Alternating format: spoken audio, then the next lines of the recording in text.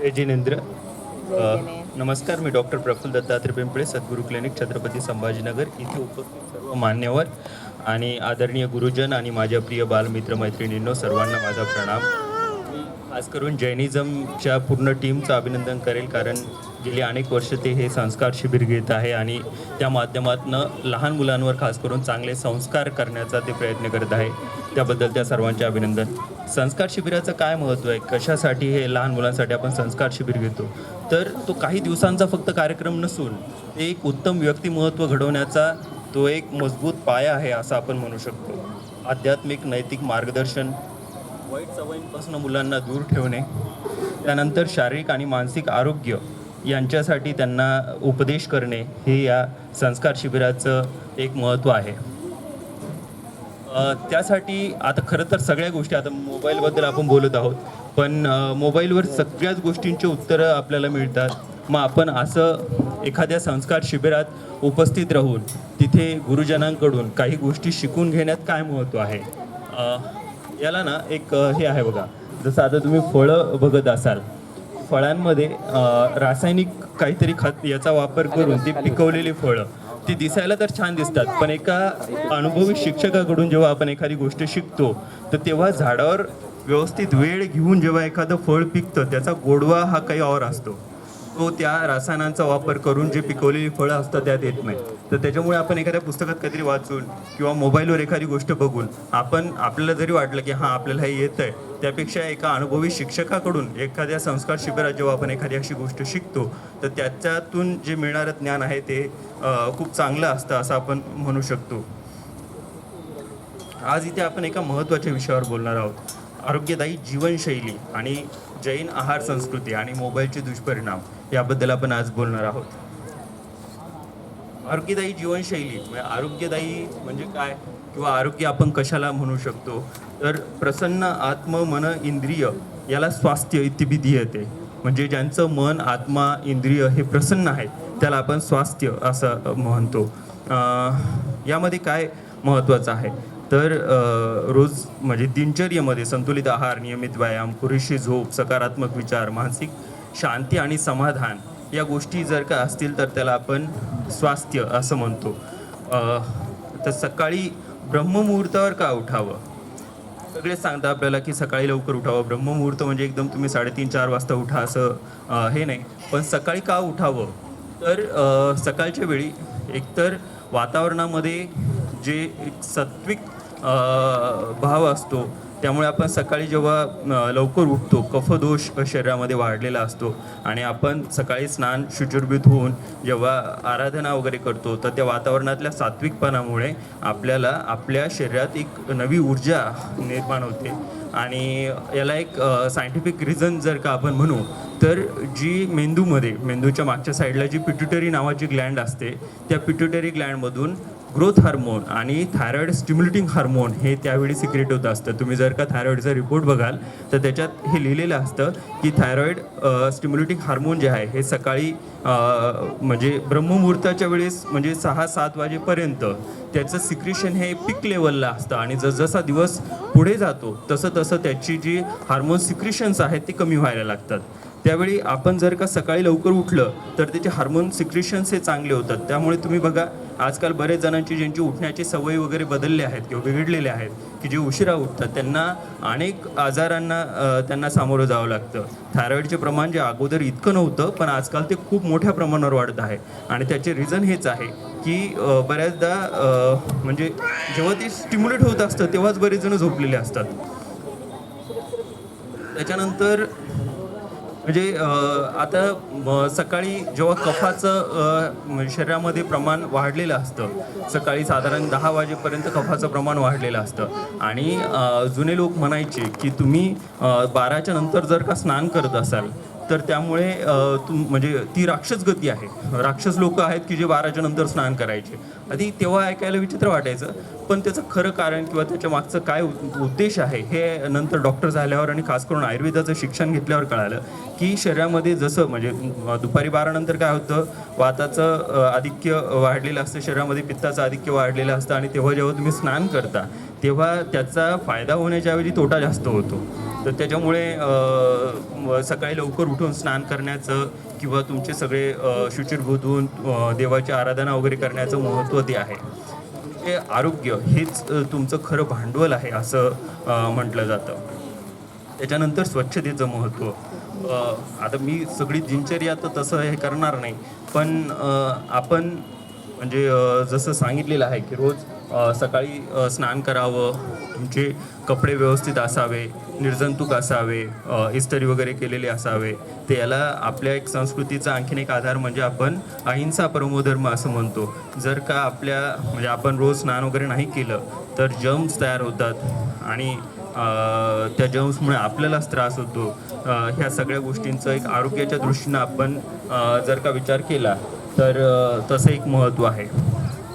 त्यानंतर आपण जेव्हा शुचिर्भूत होऊन सकाळी सगळे व्यवस्थित कपडे वगैरे जेव्हा आपले असतात, आपल्यात एक आत्मविश्वास निर्माण होतो. एक नीटनेटकेपणा वगैरे ह्या सगळ्या गोष्टी आपल्या याच्यामध्ये निर्माण होतात आणि त्याचा आपल्या आरोग्याच्या दृष्टीनं आणि व्यक्तिमत्त्व घडण्याच्या दृष्टीनं दोन्ही दृष्टीनं त्याचा फायदा होतो. नंतर लहान मुलांमध्ये खास करून एक प्रश्न जो असतो की योगासनं किंवा जिम नेमकं काय असायला पाहिजे. जिम आणि योगा याच्यातला एक बेसिक फरक खरं तर आपण एक समजून घेऊया. काय आहे जिम हे कशासाठी आहे की ज्यांना बॉडी शेप करायची आहे तर त्याच्यासाठी जिम सांगितलेलं आहे. खरं तर त्याचा आरोग्याच्या दृष्टीनं तसा काही फारसा फायदा होत नाही. पण सगळ्यात महत्त्वाचं जिमला जाणाऱ्या बऱ्याच मुलांना हे माहीत नसतं की जिमला आपण चाललो आहे कशासाठी. एक ॲथलीट आहे, एक्स्ट्रा कॅलरीज जर तुम्ही घेत आहात तर ते बर्न करण्यासाठी आणि लवकर वेट लॉस किंवा वेट गेन करण्यासाठी जिम सांगितलेलं आहे. पण आपल्या संस्कृतीमध्ये जे योगा आपल्याला सांगितलेलं आहे त्याचं खूप महत्त्व आहे. तसं बघितलं तर योगासनाने आपलं आरोग्य तर सुधारतंच, पण मनशांती त्याच्यानंतर आरोग्य यासोबतच अँझायटी म्हणजे जे ताणतणाव वगैरे असतो ह्या गोष्टी कमी होतात. हार्मोन्सचं संतुलन राहतं. तुम्ही जेव्हा भस्त्रिका भ्रामरी सारखे प्राणायाम वगैरे जेव्हा तुम्ही करता तर तेव्हा त्या ठिकाणी असलेल्या ग्लँड्सला स्टिम्युलेशन मिळून ते हार्मोन्स सिक्रिशन्स हे चांगल्या पद्धतीनं होतात. त्याचं एक वेगळं महत्त्व खरं तर इथे सांगितलेलं आहे. आजकाल आपण बघतो की जंक फूडचं प्रमाण मोठ्या प्रमाणावर वाढलेलं आहे. जंक फूडमध्ये खास करून इटालियन आणि चायनीज हे जर का पदार्थ खाण्यात येत असतील तर त्यामध्ये असलेल्या अजिनोमोटो वगैरे सारख्या गोष्टी ज्या आहेत तर त्याचा मोठ्या प्रमाणावर दुष्परिणाम आपल्या शरीरावर होताना दिसत आहे. जैन आहार संस्कृती अहिंसा परमोधर्म असं आपण जैनांच्या सगळ्या याच्यामध्ये सांगितलेलं आहे. तर त्यामुळे आपण खरं तर सात्विक शुद्ध शाकाहारी ह्या आहार पद्धतीला आपण महत्त्व देतो. आणि तुम्ही बघा म्हणजे पूर्वी जे हे सांगितलेलं होतं की संध्याकाळच्या आत जेवण करायला पाहिजे. तर याचं हे आहे सूर्यास्ताच्या अगोदर जेव्हा आपण जेवणाचं म्हणतो तर तेव्हा जसा सूर्यास्त होतो आपल्या वातावरणामध्ये अवतीभोवती जे जर्म्स आहेत त्याचं प्रमाण वाढायला लागतं आणि जेव्हा आपण आहार घेतो तर तेव्हा त्या आहारासोबत ते जर्म्सही पोटात जाण्याची शक्यता असते. त्यामुळे सूर्यास्ताच्या अगोदर जेवायला आपल्याकडे सांगितलेलं आहे, कारण मुळातच निसर्गामध्ये किंवा वातावरणामध्ये जर्म्सचं प्रमाण सूर्य असल्यामुळे त्याचं प्रमाण कमी असतं, त्यामुळे तसा त्रासही होत नाही. ही गोष्ट आपल्या पूर्वजांनी कित्येक वर्षांपूर्वी आपल्याला सांगून ठेवली आहे. आता जर तुम्ही बघाल तर इंटरमिडिएट फास्टिंगचं प्रमाण एक ट्रेंड सध्या आहे की 12 तास उपाशी राहायला पाहिजे. मग संध्याकाळी लवकर जेवण करा आणि सकाळी तुम्ही जेवढं उशिरा समजा जेवण कराल मग त्याच्यामुळे तब्येत चांगली राहते, हे राहतं ते राहतं. पण हे जैन संस्कृतीमध्ये कित्येक वर्षांअगोदर हे आपल्याला सांगून ठेवलेलं आहे की संध्याकाळी सूर्यास्ताच्या अगोदर तुम्ही जेवण करायला पाहिजे. याचे फायदे अनेक आहेत बरं का. म्हणजे पचनशक्ती सुधारते, शरीर हलकं राहतं, मन शांत राहतं, तणाव कमी होतो. या सगळ्याच गोष्टींचे याच्यात फायदे सांगितलेले आहेत.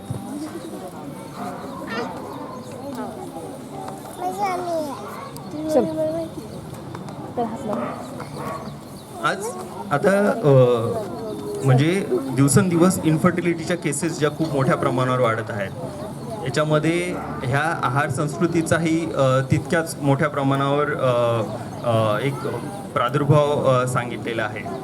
जे जंक फूड म्हणा किंवा आजकाल जे वेगवेगळ्या पदार्थाचे प्रिझर्वेटिव्स ट्राय करून वगैरे जे अन्नपदार्थ विक्रीसाठी वगैरे असतात, आपल्याकडे ताजं अन्न खायला आपल्या संस्कृतीमध्ये सांगितलेलं आहे, पण त्याचा कुठेतरी आता विसर पडत चालला आहे. त्याच्यामुळे इन्फर्टिलिटीच्या केसेस, PCOD सारख्या केसेस, शुगर, थायरॉईड ह्या केसेस पण खूप मोठ्या प्रमाणावर वाढत आहे. एनर्जी ड्रिंक्स जे घेतले जातात त्याच्यामुळे हार्टचे प्रॉब्लेम वाढत आहेत. पूर्वी ना मुलींच्या खेळण्यामध्ये गचके, सागरगोटे वगैरे म्हणून एक प्रकार असायचा आणि 2003 नंतर PCODच्या म्हणजे याला डिफाईन केलं गेलं. तोपर्यंत पाळीच्या संदर्भात ज्या काही समस्या होत्या त्या नसल्यातच जवळपास होत्या. तर हे खेळणं म्हणजे मुलींच्या हातात असलेले ते कुबेराक्ष किंवा गचके हे जे खेळण्यातलं जे हे होतं ते जसं कमी झालं तसं तसं PCODच्या केसेस या वाढायला लागल्या आहेत. त्याचं एक वेगळं महत्त्व कुबेराक्षचं हे नंतर दिसून आलं आहे आणि आता PCODच्या ट्रीटमेंटमध्ये सुद्धा ह्या कुबेराक्षचा खूप मोठ्या प्रमाणावर त्याचा जो एक हे आहे उपयोग जो आहे तो दिसून येत आहे. त्याच्यानंतर एक अत्यंत महत्त्वाचा आणि हे की मोबाईलचे दुष्परिणाम. मोबाईलमुळे खरं तर सगळ्यात महत्त्वाचं की एक शाळकरी मुलांमध्ये म्हणजे स्पॉन्डिलिटिस स्पॉन्डिलायटिस हा जो प्रकार होता तो पूर्वी खूप म्हणजे 40-50च्या नंतर तो दिसायचा, पण आता शाळकरी मुलांमध्येच मानेच्या मणक्यांमध्ये प्रॉब्लेम्स तयार होत आहेत. आणि याचं कारण जेव्हा आपण बघतो तेव्हा बऱ्याचदा मोबाईल कंटिन्यू डोळ्यासमोर आणि मान अशी खाली वाकलेली या स्थितीत बऱ्याचदा मुलांचं तासनतास ते मोबाईल बघत असतात. त्यामुळे सर्वायकल स्पॉन्डिलायटिस या गोष्टी उद्भवताना दिसत आहे. मोबाईल्सच्या स्क्रीनवर म्हणजे सगळ्यात जास्त म्हणजे एका अभ्यासात असं दिसून आलं आहे की टॉयलेट सीटपेक्षाही जास्त जर्म्स जे आहेत ते मोबाईलच्या स्क्रीनवर असतात. आणि बऱ्याचदा असं दिसून येतं की जेवताना किंवा काही हे करत असताना मोबाईल हा सतत जवळ असतो. त्यामुळे ते जर्म्सही मोठ्या प्रमाणावर समजा आपल्या आहारातून आपल्या पोटात जाणे म्हणा, वेगवेगळे आजार होणे म्हणा, या गोष्टी दिसून येतात. डोळ्यांचे प्रॉब्लेम्सही याच्यामुळे खूप मोठ्या प्रमाणावर वाढत आहे. मला म्हणजे आता एक रिसेंटची केस आहे, 29 वर्षाचा मुलगा की ज्याचं अगदी सगळ्या गोष्टी व्यवस्थित आहेत, पण आता सरांनी पण त्यांच्या लेक्चरमध्ये सांगितलं की शाळकरी मुलंसुद्धा रात्री 2-2 वाजेपर्यंत मोबाईल बघत असतात, त्याच्यावर अनेक खेळ खेळत असतात. पण 29 वर्षाचा मुलगा की ज्याला सकाळी उठला आणि त्याचा एक हात काम करत नव्हता. अनेक तपासण्या वगैरे सगळं जेव्हा झालं तेव्हा असं लक्षात आलं की त्याच्या ब्रेनच्या काही कोशिका ज्याला आपण सेल्स म्हणतो त्या सेल्स निकामी होत आहेत. कारण काय होतं, रात्री झोप येत नाही आहे म्हणून मोबाईलचा काहीतरी मोबाईलवर पाहायचं किंवा खेळायचं वगैरे ह्या गोष्टी होतात. झोप येत नाही आहे लवकर किंवा रात्री बऱ्याच जणांना आज दिवसभरात कोणाचे मेसेज आले आहेत, काय झालं आहे वगैरे हे बघण्याची एक सवय असते. तर ते बघत असताना आपल्या डोळ्यांमध्ये मेलाटोनिन नावाचं एक हार्मोन असतं जे सक्रेशन व्हायला लागलं की आपल्याला झोप यायला लागते. पण मोबाईलची स्क्रीन जशी समोर असते डोळ्यांना हा सेन्स होत नाही की आता रात्र झाली, कारण लाईट डोळ्यावर पडतो. डोळ्यांना हा सेन्स होत नाही की आता रात्र झाली आणि आपल्याला झोपायचं आहे किंवा ते सिक्रेशन मेलाटोनिनचं जे व्हायला पाहिजे ते होत नाही आणि त्याच्यामुळे झोप येत नाही. म्हणजे झोप येत नाही म्हणून मोबाईल बघितला तर मोबाईलमुळे आणखीन उलटं झोप येत नाही. हे खरं तर त्यामागचं कारण आहे. तुम्ही बऱ्याच खेडेगावांमध्ये वगैरे बघा, तिकडे लोक लवकर म्हणजे अगदी 9 वाजेपर्यंत तिकडे सगळे झोपलेले असतात. त्यांना कारण हेच आहे की जसं स्ट्रीट लाईट वगैरे हे शहरी भागामध्ये जास्त प्रमाणात असतात तसे स्ट्रीट लाईट वगैरे खेड्यामध्ये नसतात. तिकडे लवकर अंधार पडतो आणि त्याच्यामुळे झोपही निसर्गतःच लवकर येते. एक त्याच्यामागचं मुख्य कारण आहे.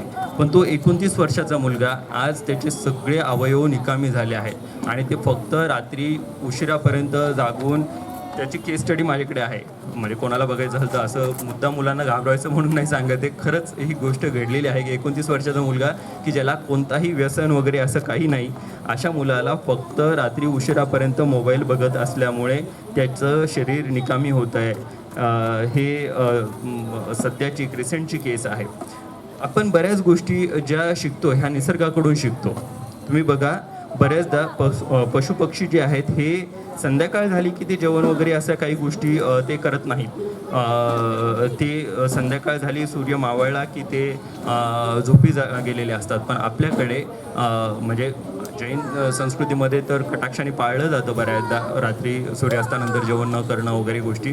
पण याचं काय महत्त्व आहे हे आपल्याला तिथूनही लक्षात येतं.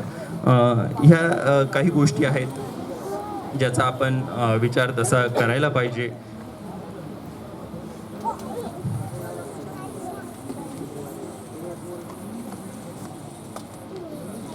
अजून कोणाला काही प्रश्न वगैरे विचारायचे असेल तर ते विचारू शकता. प्रश्न वगैरे कोणाला काही घ्यायचे आहेत का?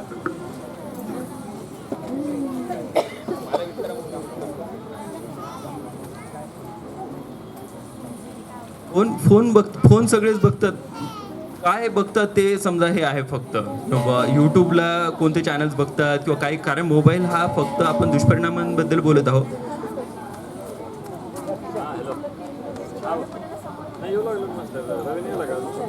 मोबाईल बघितल्याने त्यांना जर कळलं ना मोबाईल बघितल्याने काय होतं तर ते बघणारच नाही ना. म्हणजे ते कळत नाही तीच तर खरी हे आहे. व मी सांगत हे आहे की बऱ्याचदा म्हणजे पूर्वी असं म्हणायचे की तुम्ही जेवण करत असताना तुमचं जेवणामध्ये लक्ष पाहिजे तेव्हा ते अंगी लागतं. जर मुलांचं लक्ष मोबाईलमध्ये आहे आणि तुम्ही त्यांना खाऊ घालत आहात तर ते त्यांच्या अंगी लागणार नाही. माझ्याकडे बऱ्याचदा दवाखान्यामध्ये अशा कंप्लेंट्स येतात की मुलं जेवण वगैरे व्यवस्थित करतात पण त्यांना म्हणजे वजन नाही वाढत आहे किंवा त्यांना काय वाढ जी व्हायला पाहिजे तसं होत नाही आहे. याचं कारण काय आहे? पूर्वी आम्हाला आमच्या लहानपणी हे सांगितलं जायचं की जेवण करताना जेवणामध्ये लक्ष पाहिजे. ते लक्ष बऱ्याचदा जेवणामध्ये नसतं. काय खाल्लं, भाजी कोणती खाल्ली हे लक्षात नाही. आम्ही जेव्हा विचारलं की काल काय खाल्लं होतं ते हे लक्षात नसतं बऱ्याचदा. तर ते तसे हे आहेत. जेवण करताना जेवणामध्ये लक्ष पाहिजे. त्यानंतर तुम्ही म्हणजे आणखीन एक गोष्ट आहे सांगण्यासारखी, आजकाल बऱ्याच जणांना कॅल्क्युलेशन्स काही करायचे असले तर मोबाईल लागतो किंवा बऱ्याच आपल्या डेली काही गोष्ट लक्षात ठेवायची आहे तेव्हा मोबाईल लागतो. बघा पूर्वी ना म्हणजे आपली उत्क्रांती जी आहे ही माकडांपासून समजा आपण उत्क्रांती झालेली वगैरे असं म्हटलं जातं. पूर्वी म्हणजे माणसाला सुद्धा शेपूट होती वगैरे. आता टेलफोन आहे फक्त, पण तिचा वापर थांबला म्हणून ती शेपूट गायब झाली. फक्त टेलफोन आहे ना. त्याच्यानंतर माणसाचे जे हात होते अजानबाहू म्हणतात. माणसाचे हात हे खूप लांब लांब होते कारण ते काम करण्याची किंवा तेवढी कॅपॅसिटी त्यात असावी किंवा तेव्हा एवढे साधनं नव्हते वगैरे सगळ्या गोष्टी होत्या. म्हणून ती ते साधनं नसल्यामुळे अजानबाहू ज्यांचे हात खूप लांब लांब होते पण हाताचा वापर कमी झाला. यंत्र हातात आले, हाताचा वापर कमी झाला, हाताची साईज कमी झाली, शेपूट तर गायबच झाली. तसं आता प्रत्येक म्हणजे जिथे डोकं लावायचं काम आहे तिथे जर मोबाईलचा वापर व्हायला लागला तर विचार करा डोकंच गायब होईल. कारण हे होतंय छोट्या छोट्या गोष्टीला जे लक्षात ठेवायचं. पूर्वी आम्ही लक्षात ठेवायचो की हां याचं काय करायचं त्याचं काय करायचं. आता आपण पटकन रिमाइंडर लावतो, पटकन काहीतरी गोष्टी हे करतो. तर ही होऊ शकतं, नाही अशातला भाग नाही, हे डेफिनेटली होऊ शकतं. कारण खूप गोष्टी आपण डिपेंडंट झालो आहोत. मोबाईल जर नसला तर कदाचित म्हणजे तो एक वेगळंच हे होताना दिसत आहे. इतक्या मोठ्या प्रमाणात खरं तर मोबाईलचा वापर नको. जिथे आवश्यक आहे आणि जिथे खूप त्याची गरज आहे तिथे त्याचा वापर असावा. पण त्याचा अतिरेक होतोय आणि हे जोपर्यंत मोठ्यांना कळत नाही तोपर्यंत लहानांना तसं सांगून त्याचा काहीच त्याचा फायदा होणार नाही. असं जय जिनेंद्र, जय जिनेंद्र.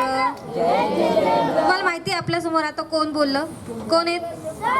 डॉक्टर अंकल आहेत की नाही? हां, काय सांगितलं त्यांनी? काय सांगितलं?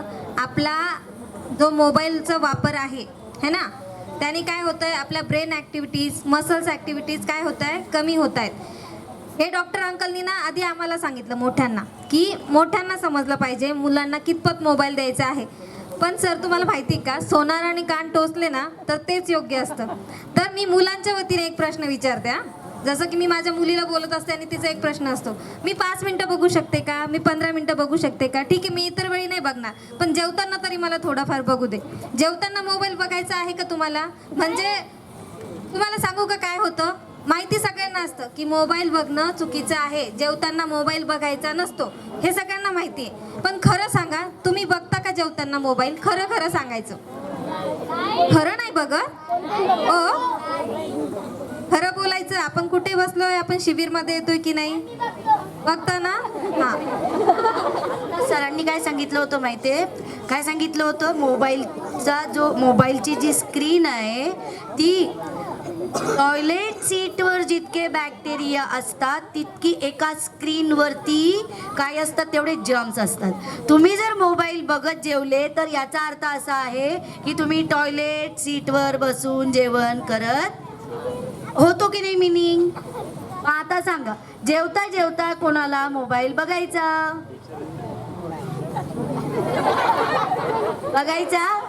तरी पण टॉयलेट सीटवर जितके जर्म्स असतात तितके हे एवढ्या स्क्रीनवरती जर्म्स असतात. आता सांगा मला, जेवताना कोणाकोणाला मोबाईल बघायचा? स्वयंपाक करताना सुद्धा मोबाईल अलाव नाहीये. हात धुवूनच पुढे स्वयंपाक करायला पाहिजे जर फोन आला तर. पण आपण काय करतो, जेवताना सुद्धा, स्वयंपाक करताना सुद्धा ते मोबाईल रील. तेच सांगतेय, स्वयंपाक आमचे लेडीज महिला वर्गच करते ना, म्हणून सांगते की ते सुद्धा तसंच करतात. पण जेव्हा सर सांगते तेव्हा कुणाचं लक्ष नव्हतं, म्हणून मी कटाक्षाने पुन्हा सांगितलं की एका टॉयलेट सीटवर जितके जम्स असतात त्याच्या कैक पटीनं जास्त असं जरी तुम्ही म्हणालात तरी काही त्यात वावगं नाही. एवढे जम्स या मोबाईलवरती आहेत. मग सांगा, तुम्ही कंटिन्युअसली त्याच्या टचमध्ये आहात, तुमची प्रगती कशी होणार? होणार की नाही होणार? करायची की नाही प्रगती मुलांनो? मग रोज बघायचा ना? मग काय, मोबाईल को बाय बोलो, जिनवाणी तुम खोलो. समजलं?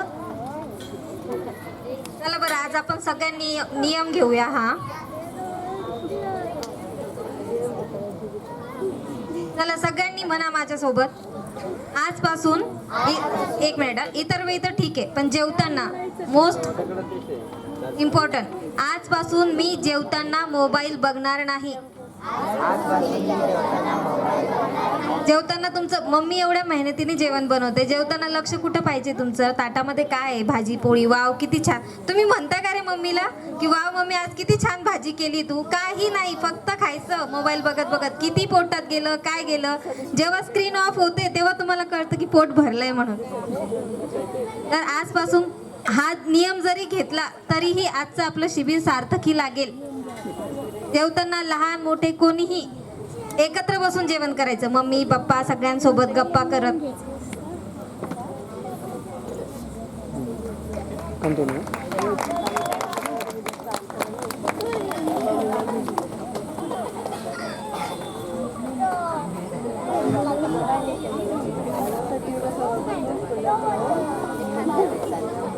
आप करायचं का?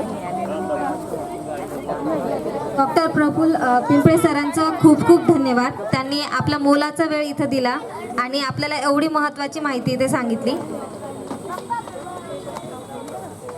डायरेक्ट ऑफ करू? अरे तुम्ही नियम घेतला, आम्हाला ऐकूच नाही आला. परत एकदा. एक मिनिट. हो का? मुद्दाम करून ठेवलाय स्वतःसाठी. हा, नियम बोला, पुन्हा एकदा बोला, तुम्ही बोला. त्यांच्या चॅनलवर अपलोड करतो. कसा नियम घ्यायचा? हात पुढे करा. प्रतिज्ञा करायची आपल्याला. असेंब्लीमध्ये कसं मी आजपासून जेवताना मोबाईल बघणार नाही. मोबाईल बघणार नाही. मी आजपासून जेवताना मोबाईल बघणार नाही. जय बोलो महावीर भगवान की. आता भगवंताच्या साक्षीने नियम घेतलाय बरं. नियम मोडायचा. मोठ्यांना 10 मिनिटमध्ये जर तुम्हाला काही शंका विचारायच्या असतील आरोग्य संबंधात तर विचारू शकता. विचारायच्या आहेत का कोणाला?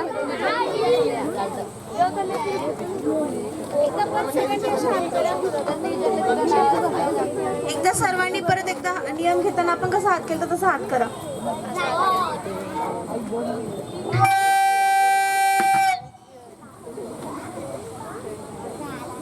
सगळ्यांनी असा हात करा. तुमच्याजवळ प्रूफ राहणारे फोटो घेते दीदी. या दिवशी नियम घेतला होता तुम्ही म्हणून. खुशी व्यवस्थित कर तिकडे बघ.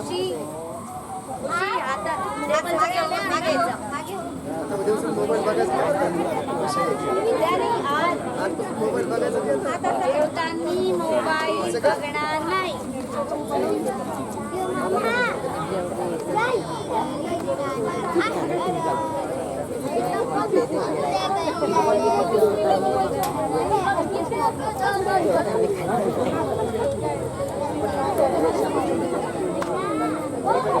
मेडिकल कॅम्प आहे, कोणीही जायचं नाहीये सध्या. मेडिकल कॅम्प आहे, त्यानंतर शरबत आहे, जलपानचा लाभ घ्या. मेडिकल कॅम्प करा. मोठ्यांसाठी बाहेर आहे, लहान मुलांसाठी इथेच पंडालमध्ये तुमचं चेकअप होणार आहे.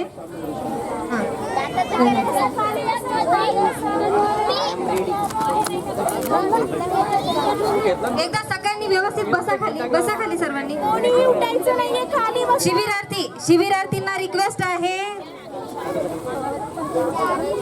शिबिरार्थींना रिक्वेस्ट आहे खाली बसून घ्या.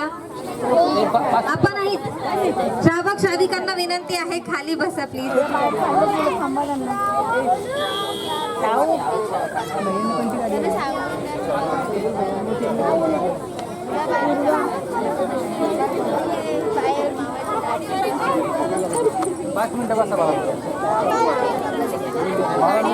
शिबिरार्थींनी उन्हात खेळायचं नाहीये, पंडाल मध्ये बसायचंय.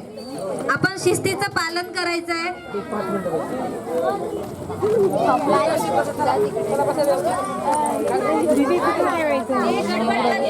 सगळ्यात शेवटी जायला मिळणार आहे. जे बोलणारे सगळ्यात शेवटी गेटला लॉक करूनच मगच जायचे. त्यामुळे जे बसतील खाली त्यांनाच जायला मिळणार. पटकन खाली बसले ते गेट बंद